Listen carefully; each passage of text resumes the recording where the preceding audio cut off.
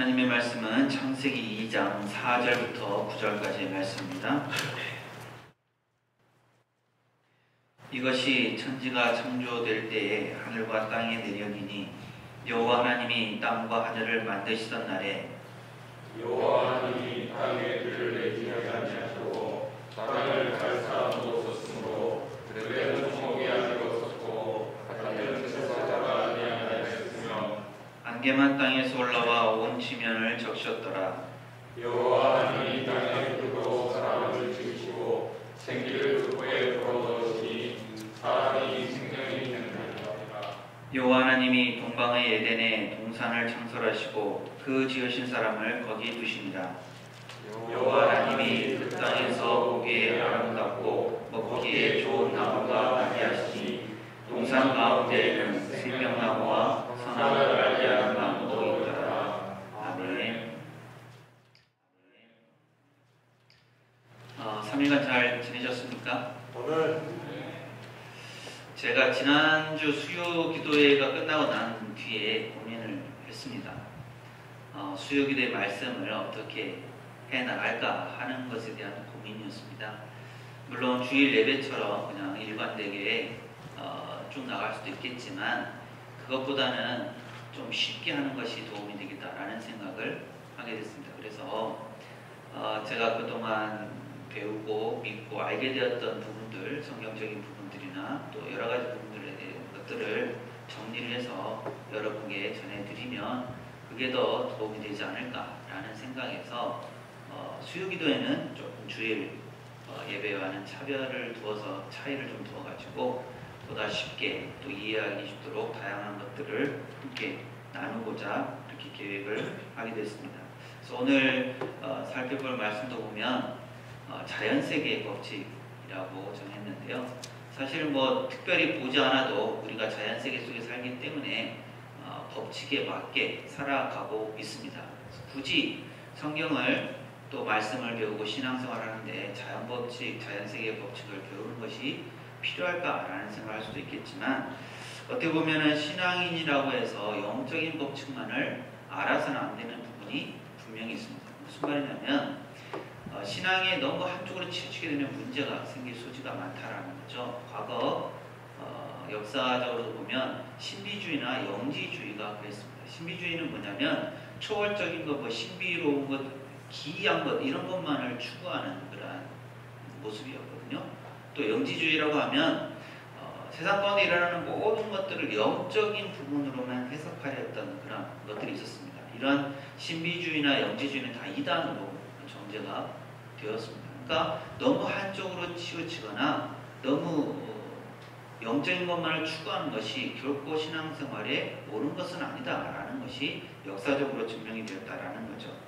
물론 우리가 영적인 부분, 신앙생활이 영적인 것과 관련이 있기 때문에 이런 신비로운 것들을 추구하거나 또 영적인 것들로 해석하는 것이 필요합니다. 그것이 없으면 또 당연히 신앙생활을 잘 해나갈 수가 없게 되겠죠. 그렇지만 말씀드린 것처럼 그것은 너무 치우쳐서는 안 된다라는 겁니다. 그래서 바른 신앙을 갖기 위해서는 영적 세계의 법칙도 영적 법칙도 물론 알아야겠지만 자연세계의 법칙이 어떻게 이루어졌고 또 하나님께서도 이 자연세계의 법칙으로 세상을 만드셨다. 오늘 이제 말씀에서 보게 될 텐데요.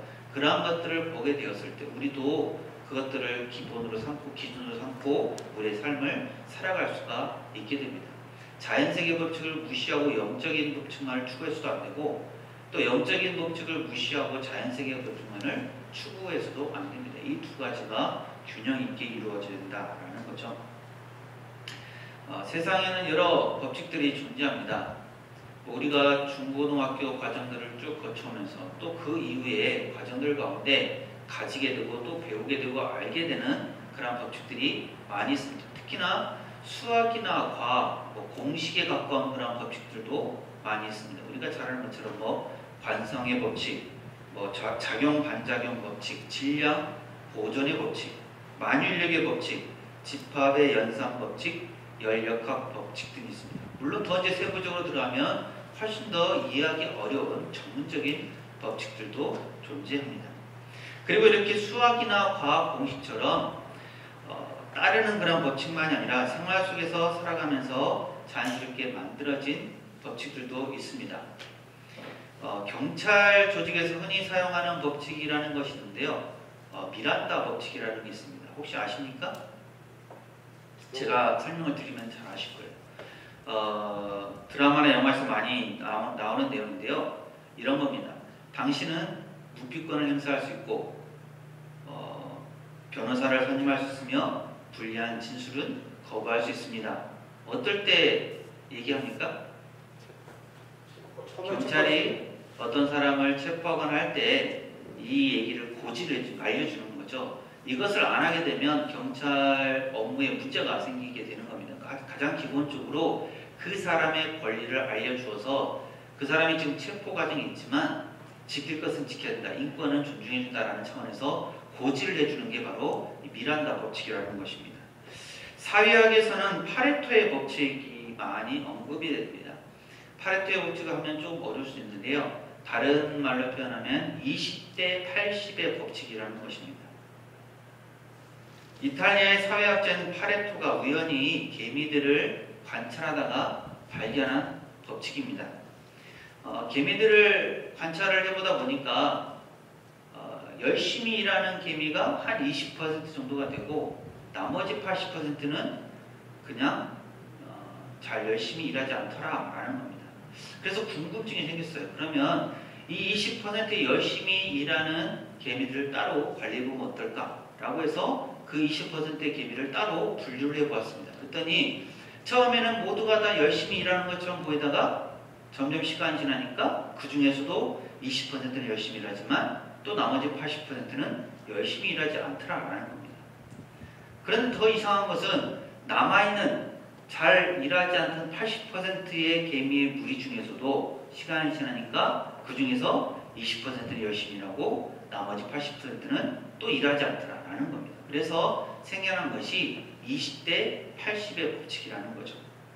그러니까 공동체나 조직 안에서 이런 일들이 많이 생긴다라는 겁니다. 그러니까 100%라는 사람이 모여있는 곳이 있다면 그 중에서 열심히 일하는 사람은 20% 정도가 되고 나머지 80%는 그 일하는 것을 따라간다라는 거죠. 교회도 보면 100명이 모이는 교회라고 하면 20%는 열심히 일하면서 주도적으로 이끌어가지만 나머지 80%는 거기에 따라간다라는 것을 볼 수가 있습니다. 물론 모두가 다 그런 것은 아니겠죠.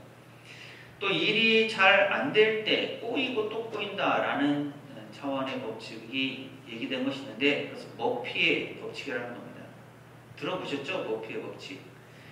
전화번호를 잘못 눌렸다고 생각하는 순간 상대방이 통화 중일 때는 절대 없다. 잘못 눌렀는데 항상 받더라라는 거고요. 또 세차를 하고 났더니 그 다음날 반드시 비가 오더라라는 거. 또 마트나 편의점에서 사기에 좀 민망하다고 느낄 만한 것을 계산할 때는 항상 바코드가 잘 찍히지 않더라라는 겁니다. 이와 반대로 잘 될 가능성이 있는 것들은 항상 잘 된다라는 법칙도 있는데 그것을 셀리의 법칙이라고 합니다. 시험을 보는데 당일 아침에 우연히 책을 봤더니 거기에서 다 나왔더라. 또 회사에 지각하여서 잔뜩 긴장하면서 들어갔더니 팀장이 아직 안 나왔다. 또 필요한 물건이 있어서 구입을 했는데 그날따라 그 제품에 할인 행사를 하더라라는 것들입니다. 그러니까 잘 되는 것들은 계속 잘 된다라는 거죠. 그 외에도 세상의 모든 길은 로마로 통한다라는 것, 로마에 가면 로마의 법을 따라야 된다. 또 모든 법칙에는 예외가 있다. 이것도 법칙의 하나라고 할 수가 있습니다. 사실 우리는 3차원 세계 속에서 살아갑니다. 그래서 3차원을 뛰어넘는 말이나 행동을 하게 되면 4차원에 사는 사람인가? 라고 좀 이상한 듯이 그렇게 생각하는 경우가 있습니다. 우리가 3차원의 세계 속에 살기 때문에 사실 우리는 한계를 가지고 살아갑니다. 공간 안에서 숨을 쉬어야 살아갈 수 있고 또 시간과 공간을 초월해서는 결코 살 수가 없습니다. 육신의 한계에 매여 있다라는 것이죠. 그래서 이런 것들을 이끌어서 우리는 자연세계의 법칙, 그러니까 자연에 있는 여러 가지 법칙 안에서 우리가 따르게 된다라는 것을 얘기를 합니다. 우리가 자연세계에 살기 때문에 삶 속에서 자연스럽게 접하는 것들이 자연세계 법칙, 자연법칙이라고 할 수가 있습니다. 그런데 성경도 기본적으로는 자연법칙을 따르는 모습을 볼 수가 있습니다. 본문 창세기 2장 7절 말씀인데요. 우리 한번 함께 읽어봅니다. 창세기 2장 7절 말씀입니다. 여호와 하나님이 땅의 흙으로 사람을 지으시고 생기를 그 코에 불어넣으시니 사람이 생명이 되리라. 아멘. 우리가 잘 아는 내용인데요. 사람이 어느 순간에 뚝딱 하고 나온 것도 아니고 또 진화론자가 얘기하는 것처럼 아주 보잘것없는 것에서 시작해서 점점점 진화해서 원숭이가 되고 또 사람이 됐다라는 것도 사실은 맞지 않는 부분들이 있는 거죠. 성경에서는 사람의 근원이 흙에 있다라는 것을 가르쳐줍니다. 하나님께서 흙으로 사람을 만드시고 생기를 불어넣으셨더니 생명이 되었다는 거죠. 데살로니가전서 5장 23절에서는 이렇게 말씀합니다. 평강의 하나님이 친히 너희를 온전히 거룩하게 하시고 또 너희의 온 영과 혼과 몸이 우리 주 예수 그리스도께서 강림하실 때 흠없게 보존되기를 원하노라. 그러니까 사람이 영과 혼과 몸으로 구성되어 있다라는 것을 가르쳐주는 말씀입니다. 예전에 들었던 내용인데요. 맞는지는 정확히 모르겠습니다. 생물학 전공자에 의하면 고등생물에서 인간의 성분을 14가지 정도로 나누게 되는데 이것이 흙의 성분과 거의 같다고 합니다. 즉 흙의 성분이 인간의 성분과 비슷하다라는 얘기죠. 물론 요즘은 의학도 발달하고 또 약도 있고 병원도 있으니까 그렇지 않겠지만 예전에는 어릴 때 시골에서 상처가 나면 어떻게 했습니까? 흙을 발라서 치료하는 경우들이 있었습니다. 그게 정말 효과가 있었는지 없었는지는 잘 알 수는 없겠지만 그것도 어떻게 보면 흙의 성분이 사람의 성분과 비슷하다라는 것을 보여주는 것이기도 합니다. 물론 지금은 이제 그렇게 하면 무식하다고, 상처가 더 난다고, 더 큰일 벌어지면 어떻게 할 거냐고 이렇게 추궁을 듣게 되겠죠. 사람이 흙으로 만들어져서 그런지 기본적으로 인간은 흙에 대한 향수가 있습니다. 도시에 살면서도 흙을 그리워합니다. 그래서 나이가 들면 고향으로 돌아가야지라고 하기도 하고 또 귀농생활을 하려고 하는 분들도 있습니다. 황토가 몸에 좋은 이유도 아마 비슷한 상황이기 때문이지 않을까라고 생각합니다. 그리고 인간이 흙으로 왔기 때문에 사실 죽으면 어디로 돌아갈까요?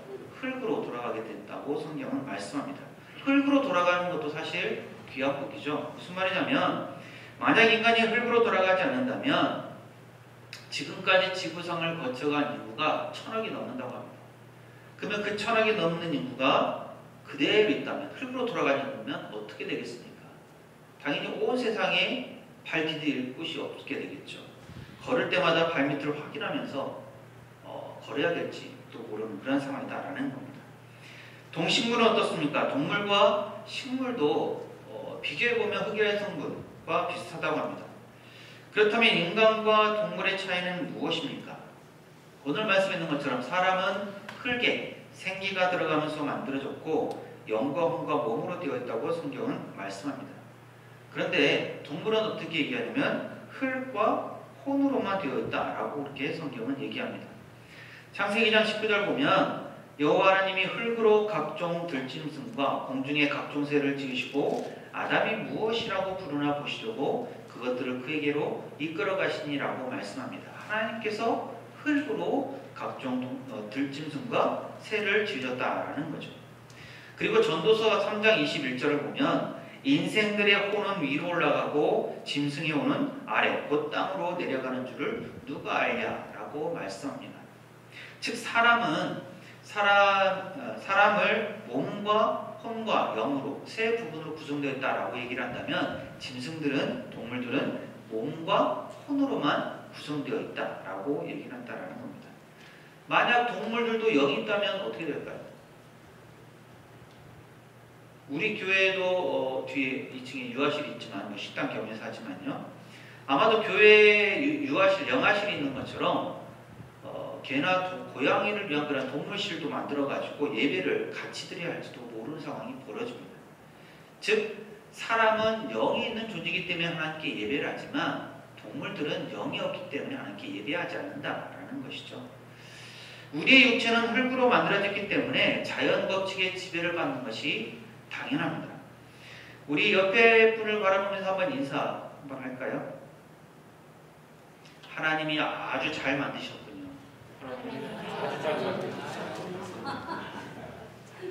진짜로 그렇게 잘 만드신 것 같습니까? 네. 우리는 이 자연에 대한 법칙을 창세기에서도 발견할 수 있는데요. 하나님께서 천지를 창조하실 때도 이런 질서 있게 순서에 맞춰서 자연세계의 법칙에 따라서 천지를 창조하셨다는 것을 알 수가 있습니다. 창세기 1장 3절 이후에 보면 하나님께서 천지를 창조하신 과정들이 잘 나타나 있습니다. 오늘 본문 말씀 창세기 2장 4절에서 9장은 1장의 내용을 요약해서 정리한 것이라고 할 수가 있겠죠. 잘하는 질문들을 좀 던져보겠습니다. 첫째 날 하나님께서 무엇을 만드셨습니까? 빛을 만드셔서 빛과 어둠을 나누셨습니다. 둘째 날은요? 둘째 날은 궁창을 만드셔가지고 궁창 위의 물과 궁창 아래의 물로 나누셨습니다. 셋째 날은요? 바다와 육지로 나누시고 식물들을 지으셨습니다. 넷째 날은요? 해와 달과 별들, 그러니까 광명체라고 얘기할 수 있는데 그것들을 만드셔서 채우셨습니다. 다섯째 날은요?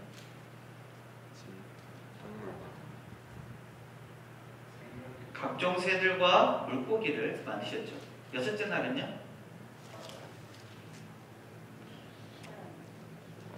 동물, 짐승들을 만드시고 마지막에 사람을 만드셨죠. 그런데 이 첫째 날부터 여섯째 날까지를 좀 살펴보면 크게 보면 첫째 날, 둘째 날, 셋째 날은 무슨 일을 하시냐면 나누셨다라는 겁니다.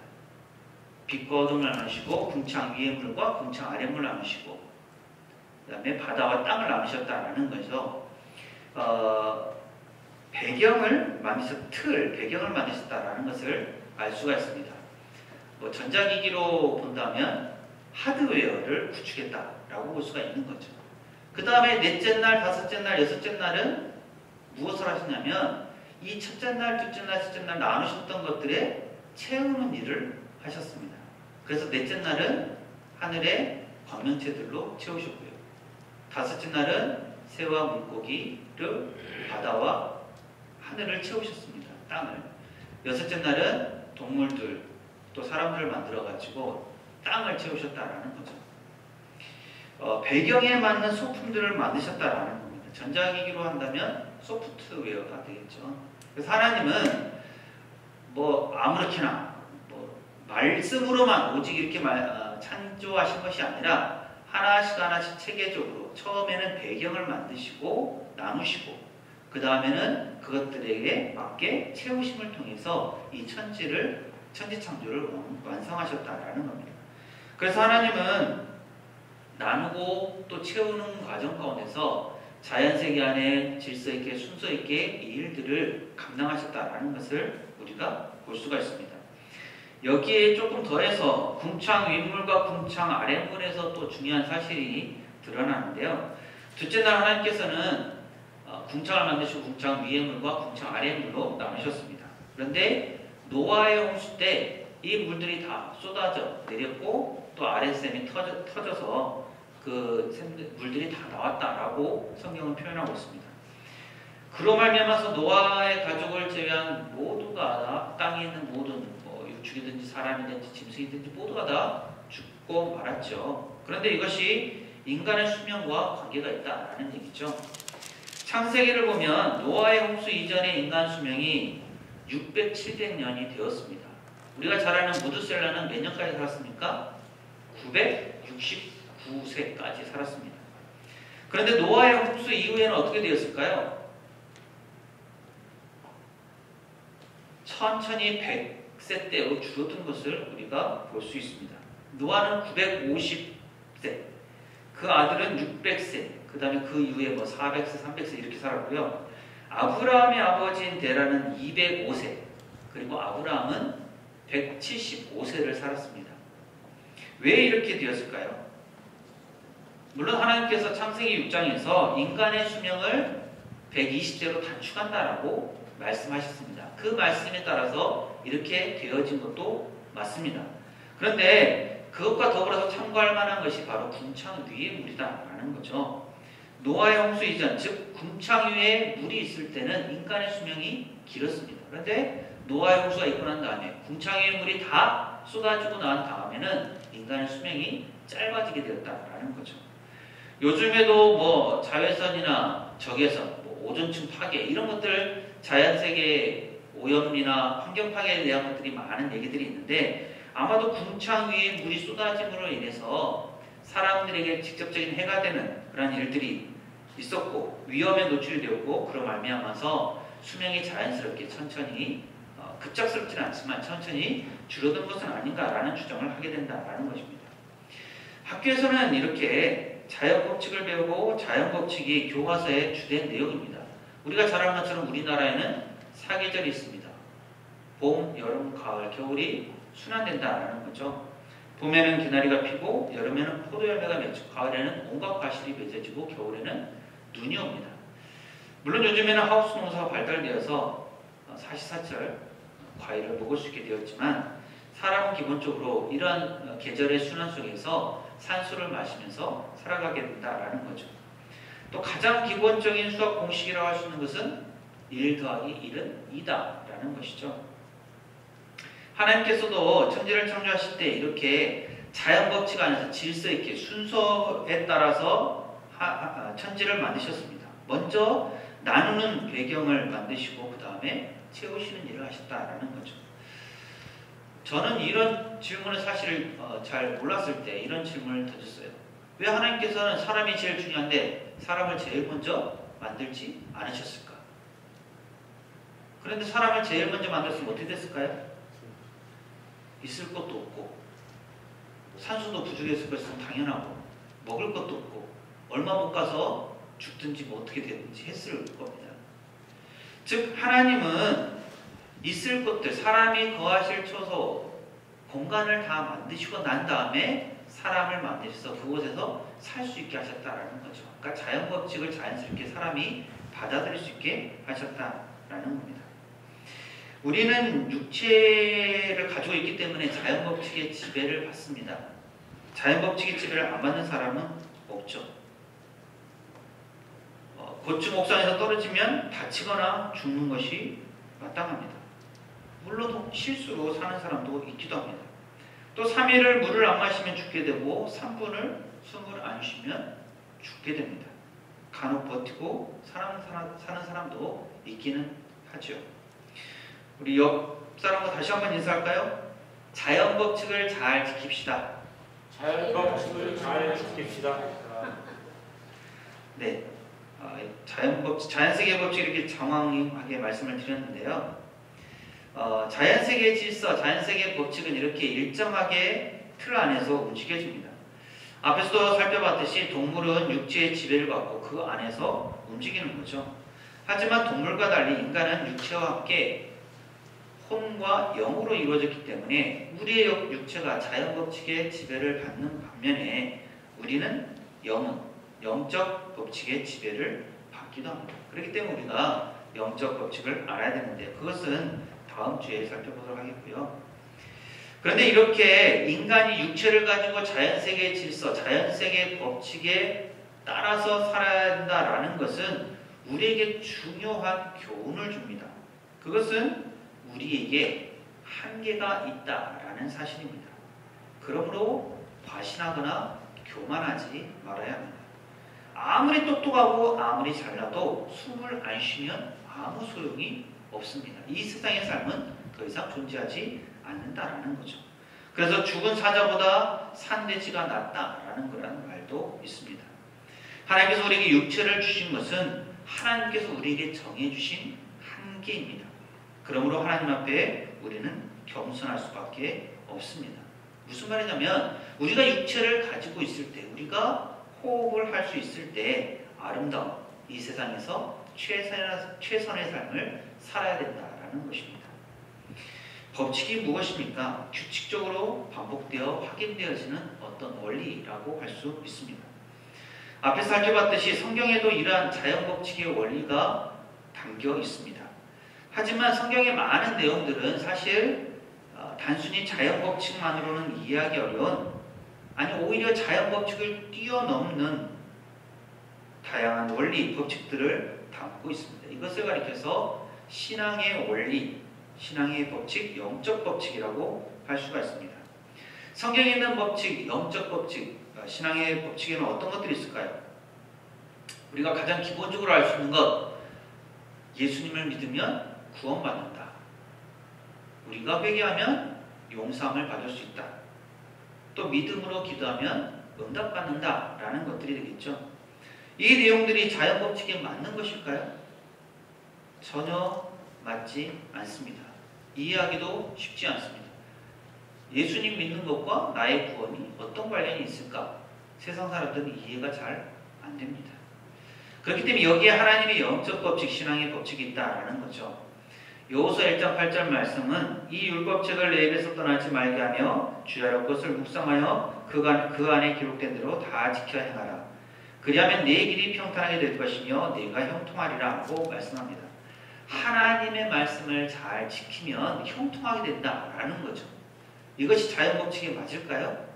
맞지 않는 거죠. 또 잠언 3장 5절 6절은 너는 마음을 다하여 여호와를 신뢰하고 내 명철을 의지하지 말라. 너는 범사의 그를 인정하라. 그리하면 네 길을 지도하시리라고 말씀합니다. 하나님을 신뢰하고 하나님께 맡기면 하나님께서 그의 길을 인도해 주신다라는 거죠. 이것도 자연법칙에는 맞지 않는 내용이죠. 마태복음 7장 7절은 구하라. 그리하면 너에게 주실 것이요. 찾으라. 그리하면 찾아낼 것이요. 문을 두드리라. 그리하면 너에게 열릴 것이니라고 말씀합니다. 물론 직접 구하면 찾을 수 있고 찾으면 찾아낼 수 있고 문을 두드리면 열리는 것도 맞는 말입니다. 하지만 여기서 얘기하는 것은 기도에 관한 거죠. 예수님께서 기도에 대해서 가르쳐 주시면서 기도는 이렇다라고 말씀하시는 겁니다. 즉 우리가 기도하면 하나님께서 응답하신다라는 그런 내용이거든요. 그래서 이것도 자연법칙과는 좀 맞지 않는 그런 내용입니다. 우리는 성경에서 이러한 신앙 원리, 즉 영적인 법칙들을 발견할 수 있어야 합니다. 그러므로 성경을 읽을 때 그냥 아무런 생각 없이 읽는 것이 아니라 이런 신앙의 원리, 법칙들을 찾아가면서 읽으면 훨씬 신앙에 도움이 됩니다. 또한 그 법칙대로, 그 말씀대로 그 내용들을 우리의 삶에 적용해 간다면 생각하지도 못했던 놀라운 일들이 우리 삶 가운데 일어나게 되는 것입니다. 그런 복된 삶을 사는 우리 모두가 되시기를 간절히 소망합니다. 아멘. 기도합니다.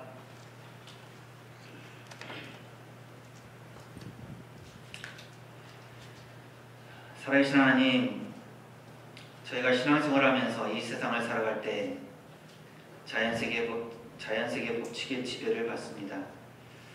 하나님께서도 천지를 창조하실 때 이런 자연법칙의 배경 아래에서 창조하신 줄 믿습니다. 또 저희도 이런 자연법칙을 따라 살아가는 것이 바른 것임을 압니다. 자연법칙 안에서 하나님의 창조 질서를 더욱 알게 하시고 또 저희의 부족함과 연약함을 깨닫게 하옵소서.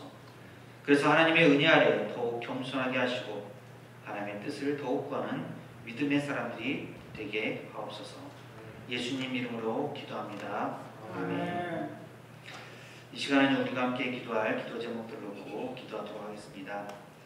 첫 번째는 오늘 받은 말씀을 놓고 기도하시기 바라고요. 두 번째로는 우리 교회 예배 초소 이전을 위해서 하나님께서 선하신 일을 인도하셔서 잘 해결될 수 있도록 마무리되어 줄 수 있도록 위해서 기도해 주시고요.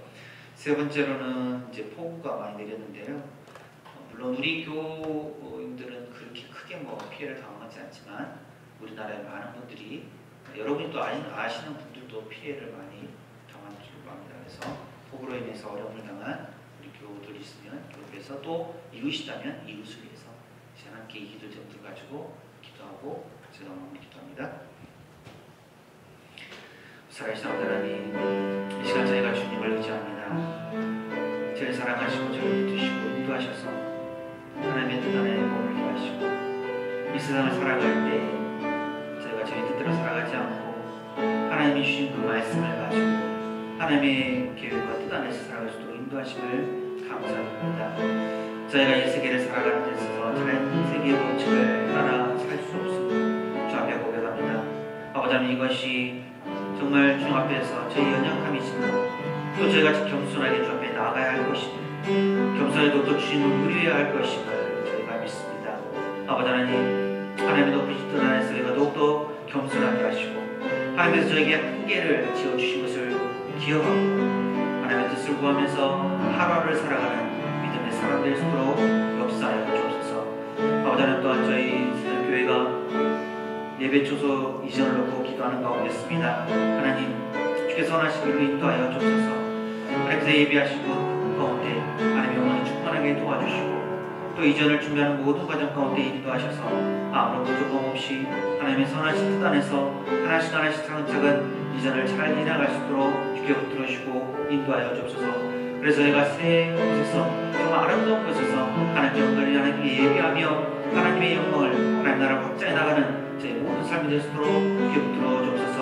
폭우로 말미암아 어려움을 당한 가정들이 있습니다. 이웃들이 있습니다. 하나님께서 그 마음들을 위로하여 주옵소서. 아버지 하나님, 저희가 할 수 있는 것이 무엇이겠습니까? 기도할 뿐입니다. 아버지 하나님, 정말 힘들어하는 그 마음들을 위로하여 주시고 주님의 사랑으로 부으시고 주께서 채우셔서 이 어려움들을 잘 이겨내고 저 앞에 복된 믿음을 가져갈 수 있도록 주께서 이끌으시고 인도하여 주옵소서. 저 앞에 모든 맡깁니다. 주께서 채워주옵소서. 아버지 하나님, 저희가 부족합니다. 연약합니다. 그것이 하나님께서 저에게 주신 한계인 줄 믿습니다. 제가 세상을 살아가면서 육신을 가지고 살아가기에 어려움도 많고 힘든 일도 많지만 또 그것이 주님께서 저에게 주신 한계임을 기억하면서 더욱 겸손하게 하나님의 뜻을 구하면서 살아갈 수 있도록 인도하여 주옵소서. 또 교회 이전에 예배 초소를 놓고 기도합니다. 아버지 하나님, 하나님께서 예배하신 귀한 곳 정말 저희가 그것을 사모하면서 또 하나씩 하나씩 준비해 나가고자 합니다. 저희의 발걸음 인도하셔서 이전하는 모든 과정 가운데 어려움 없도록 붙들어 주시고 재정적이든 또 여러 가지 환경적이든 모든 문제들 주께서 해결해 주시고 제가 기쁨으로 이전하여서 또 그것과 함께 예배하며 하나님 나라 하나님의 영광을 찬양할 수 있도록 주께서 붙들어 주시고 인도하여 주옵소서. 기록적인 폭우로 말미암아 어려운 가운데 있는 이들이 있습니다. 하나님, 저희가 무엇을 할 수 있겠습니까? 기도할 뿐입니다. 주께서 위로하시고 그 상처 품어주시고 하나님의 사랑 안에서 다시 회복되고 일어설 수 있도록 주께서 힘과 용기를 허락하여 주옵소서. 그래서 믿음 안에 다시 일어서서 하나님을 바라보면서 승리하는 삶을 살아가는 믿음의 사람들 또 저희의 이웃들이 될 수 있도록 하나님께서 역사하여 주옵소서. 저희 모든 기도가 응답하실 주님을 찬양하고 감사드리며 예수님 이름으로 기도합니다. 아멘. 지금은 우리 주님 예수 그리스도의 은혜와 아버지 하나님의 무한하신 사랑하심과 성령님의 충만 교통하심, 우리의 연약함을 알고 자연세계의 법칙에 순응하면서 또 하나님께 더욱더 엎드리며 겸손하게 하나님의 뜻을 구하며 주님의 뜻을 이뤄나가기를 소망하는 세상의 모든 교우들과 저희의 모든 기도 제목 위에 이제부터 영원토록 함께 하시기를 간절히 축원하옵나이다. 아멘.